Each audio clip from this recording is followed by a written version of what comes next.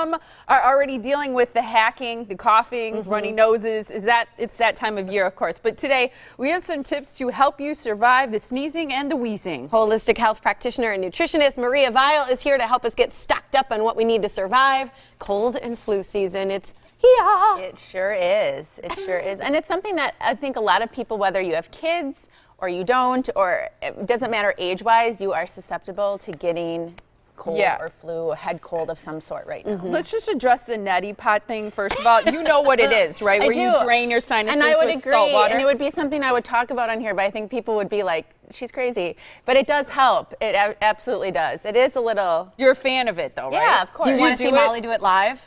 Yeah, I would attend.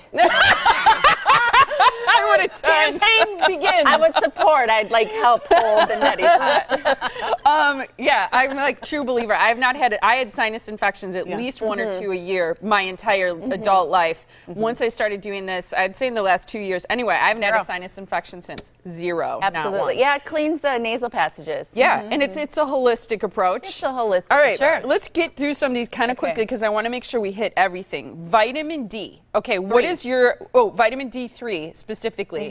What's your point about this vitamin? Well, there's two vitamins. Vitamin D3 and vitamin C are these two big immune boosting vitamins. And D3 we usually get from the sun, but come nowadays the days are shorter, we're not outside, the temperatures drop, and we're not getting as much sunshine. So vitamin D3 really supports your immune system.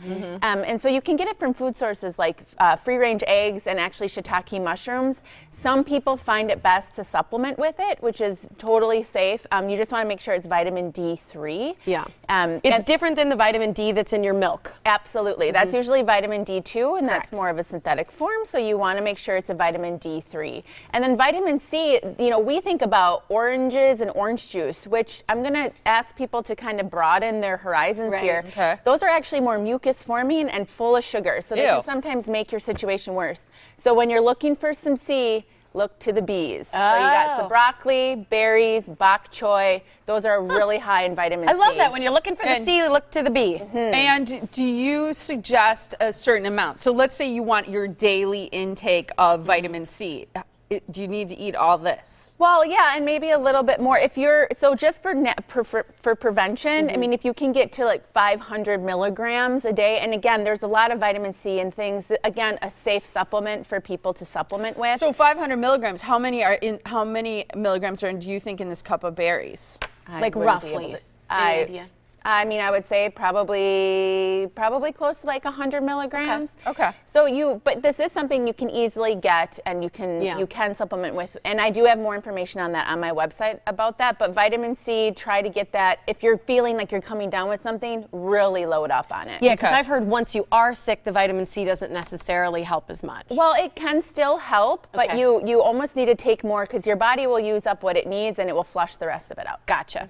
Can't overdo it on C. You can get maybe a little bit of diarrhea, which is a good sign of you hitting your quantity. Your head on that. Diarrhea. Just a little. But that's like what I mean.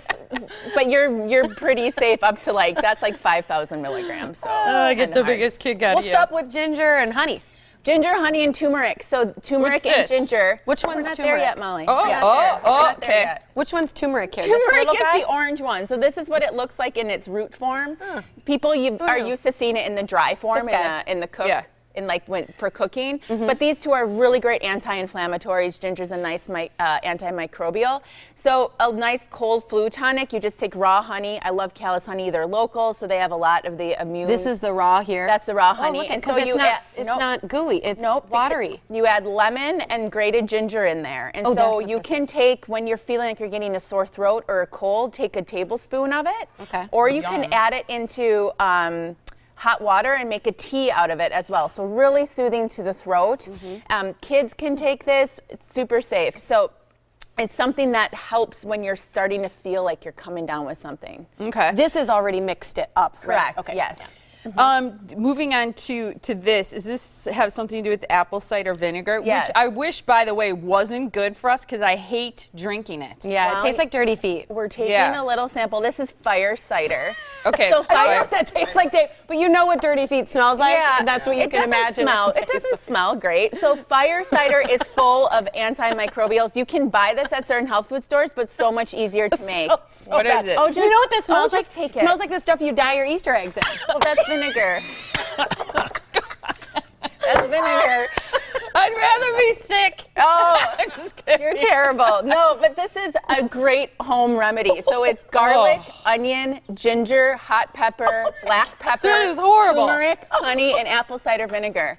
I'm One telling second, you those. You know what? It makes me nauseous to have one sip of it. Woo! Okay, guys, It at does. home, it is not that bad. Woo! But honestly, I'll try it this is again. something you can take preventatively. Take a tablespoon of it in the morning, a tablespoon at night, and when you are sick, you can take more. It will knock your cold out. We've It will made so knock much your fun cold of out. you. We're out of time, so you got to go really, really fast. Just say All right, these like water, hydration. You need to hydrate. I know that might seem like you know that, but you get more dehydrated. It's harder to get water when it's cold What are out. warning foods? Like don't eat. Warming. Oh, warming. Okay, sorry, I missed. I need Everything glasses. is on the website. Yeah. What's this guy? It's soup. So you want to look for more warming, grounding foods when you're sick. You know, stay away from the smoothies. Stay away from the cold foods. You want warming foods to really nourish the body, keep your temperature warm, and it's the season as well. So squashes, sweet potatoes, soups, lentils, those type of things. So much easier for you to digest and also Warm help. things like fire cider. I am telling you, folks. The I recipe, dare you to make it at home The and try recipe it. is at home, and it is have to do it. honestly, it works like a charm. When do you drink it? Real quick. So you have to let this sit. Oh, you drink it. You have it 1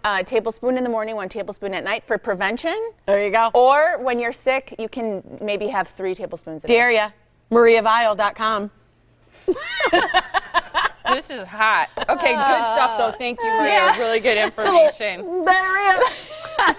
Our producer in our ear just goes, "She's never gonna come back." Oh no! This is one of my favorite things. Yay! Yeah. I love it. You That's guys keep me on my fantastic. toes. Yeah, and her brother's a bachelor, so gotta say that every time too. That will help you through your cold and flu. Yeah. Right. All right, Maria. Thank you so much. You're such a good sport. I love it.